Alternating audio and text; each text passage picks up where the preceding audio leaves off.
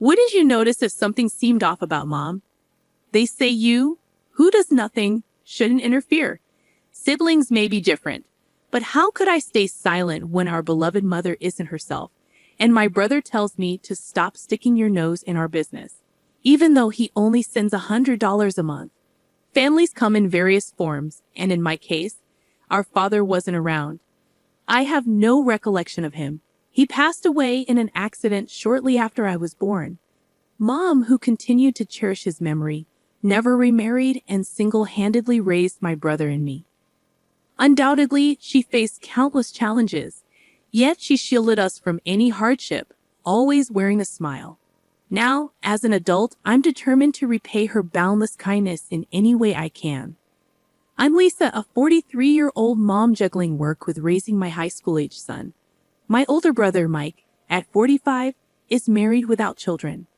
Our mother, now in her 70s, has retired and lives off her pension. Initially, I found solace knowing she resides with Mike and his wife, as our visits are limited to Christmas holidays. From afar, it seemed they got along well, and Mom enjoyed a serene retirement. However, recent societal circumstances have heightened my concerns. Unable to visit frequently, our interactions are mainly through sporadic video chats, revealing her waning energy. Despite her age, I believe she needs a checkup, but she's hesitant. Thus, I've made the decision to reach out to Mike. Mike, it's been a while. I need to discuss Mom. I'm busy at the moment. Can we do this later? And he abruptly ended the call. Undeterred, I attempted to reach him again over the weekend. Hey Mike, can we talk? It's about Mom. I'm suffering from a terrible headache. Let's catch up another time. And once again, he ended the conversation hastily.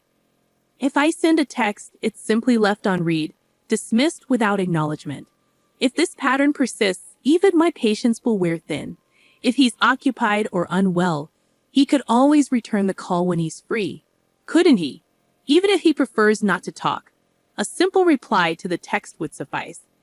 Yet, I mustn't be overly demanding. After all, they're the ones looking after our Mom.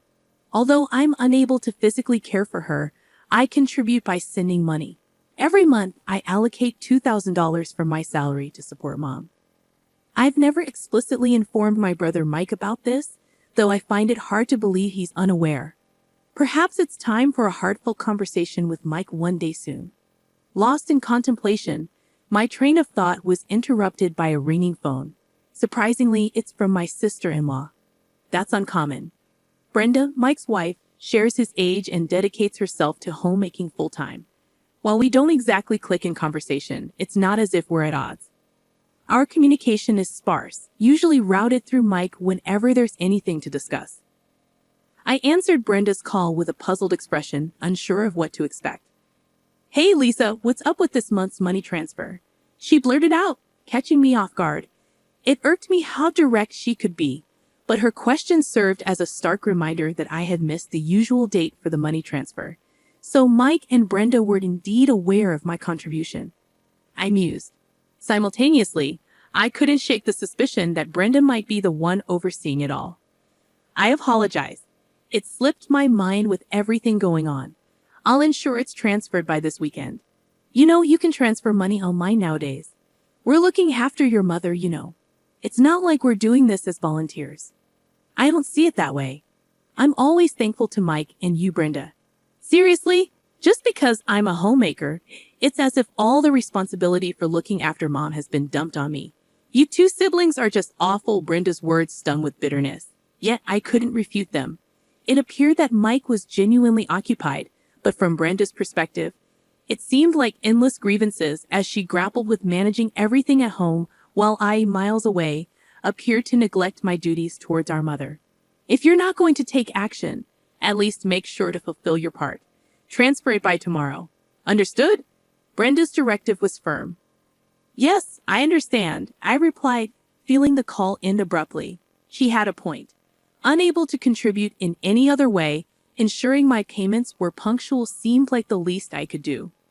The following day, I informed my workplace that I would be tardy and hurried to the bank to arrange the transfer. A few days later, my mother's name flashed on my phone screen. I answered, curious if she was calling to confirm the deposit. Hey Mom, how's everything? Lisa dear, I hate to trouble you, but could I ask for a bit more money just this once? What? What? My mother's request left me speechless. After ending the call, I sprang into action. With my husband's approval, I requested paid leave from work. Once everything was arranged, I boarded a plane bound for my childhood home in a distant land. Mom, what's happened? I was speechless as I encountered my mother, who had come to welcome me upon my arrival home. Though difficult to discern over video calls, seeing her in person after several years, it was evident she had shed a considerable amount of weight. I know she's getting older, but her weight loss is concerning, I muttered to myself. Aren't you hungry? I inquired. I do feel hungry, but there's nothing to eat, she confessed. What? But why? Is money tight? I asked, puzzled. We're strapped for cash, so there isn't much food, she admitted. No money? Wait, Mom, have you been preparing meals? My concern deepened. No, Lisa's the one cooking. But with just a cup of noodles every night, I've naturally lost weight, my mother explained. And Lisa? Is she eating the same way? I inquired. She claims she mostly eats out and only eats at home when Mike is around, my mother replied. This doesn't make sense. She has the means to eat out, yet she allows you to have such meager meals, I remarked, feeling frustrated. Mom, if cooking is difficult, why not consider takeout? It could even be a chance for you to get out and get some fresh air, I suggested. I wish I could, but we simply can't afford it, my mother confessed sadly. You don't? What about the $2,000 I send each month? I questioned, taken aback.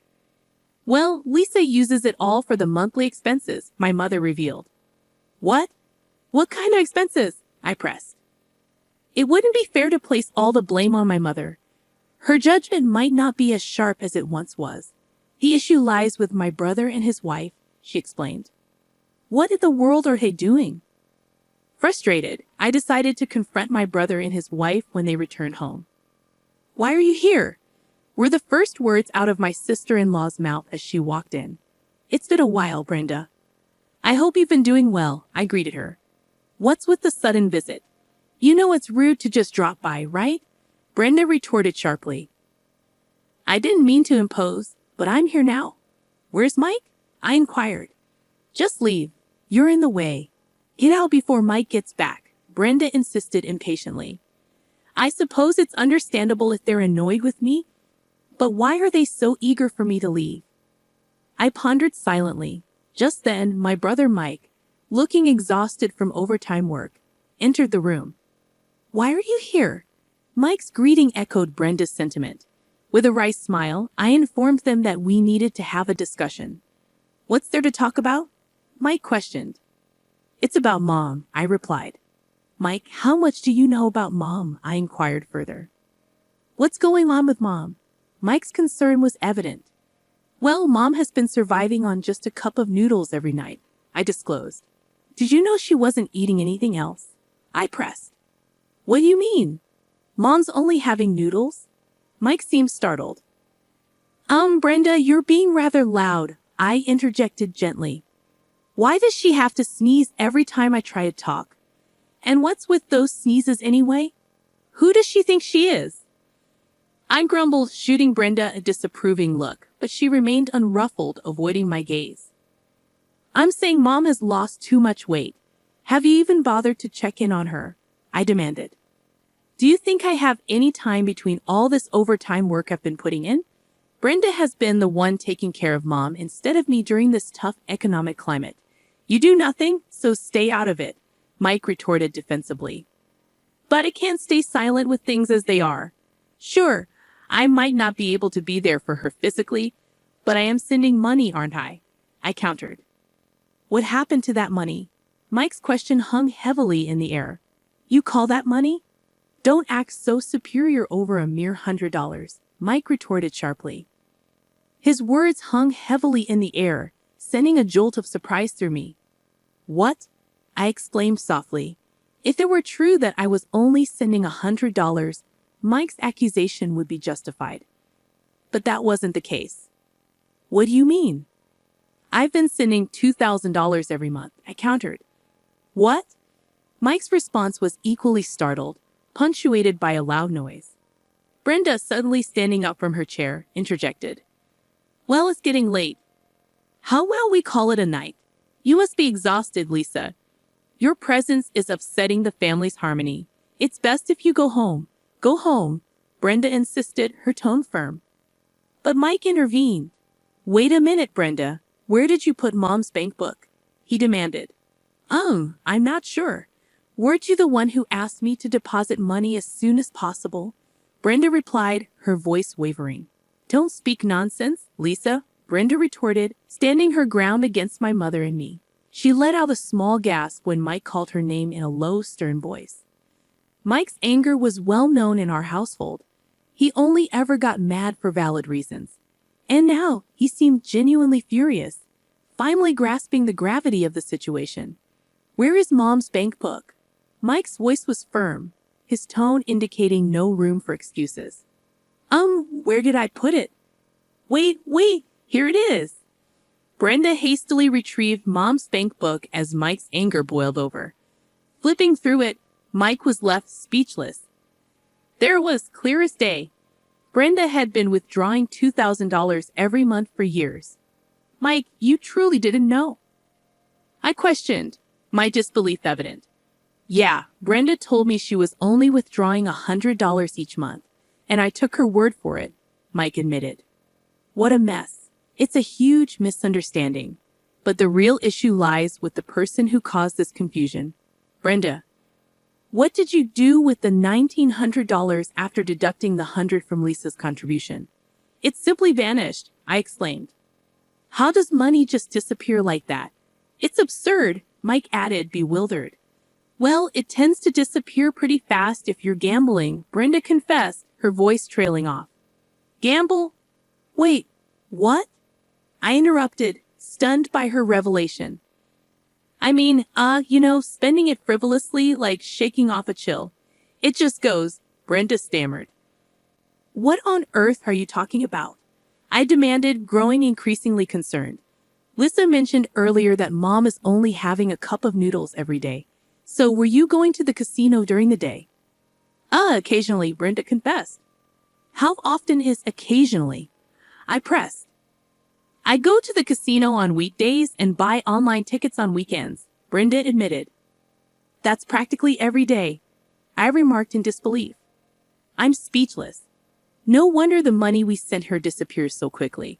In fact, she might have used up all of Mike's earnings, aside from utilities and other essential expenses. I concluded, feeling a mixture of shock and frustration. It seems Brenda hasn't just squandered Mike's income and my contributions. The revelation led to a hazy discussion and eventually a unanimous decision to divorce. With the exception of Brenda, I added solemnly. I want a divorce, Brenda declared tearfully, but her outburst was met with stern reprimands from her parents, eventually quieting her down. Mike opted not to seek alimony but instead requested a commitment from Brenda to repay the exact amount I had been contributing towards our mother's support. With the guidance of a lawyer, legal documents were drafted. Brenda's parents, expressing remorse, agreed to settle all financial matters, including alimony, in a lump sum payment. Following this, Brenda returned home under the strict supervision of her parents. She now works tirelessly from dawn till dusk to repay the owed money, with her parents having provided the upfront payment. Mike mentioned that her parents are in regular contact with him, stating that they are instilling discipline in Brenda every day. Mike and Mom have embarked on a new chapter, building a life together. As for my husband and me, we relocated when our son began college, settling halfway between my parents' home and my husband's in Ohio. Fortunately, both of us were able to transfer to branches of our companies situated in this new location. I've even scaled back my workload to offer support to Mike and Mom. Despite Mike's culinary shortcomings, he's been taking time off work to ensure Mom has a hearty lunch. Seeing Mom's face regain its plump and gentle expression brings a sense of relief. With these thoughts in mind, I visit my mother today. Mom, may you live a long and healthy life, I express, hoping for her well-being.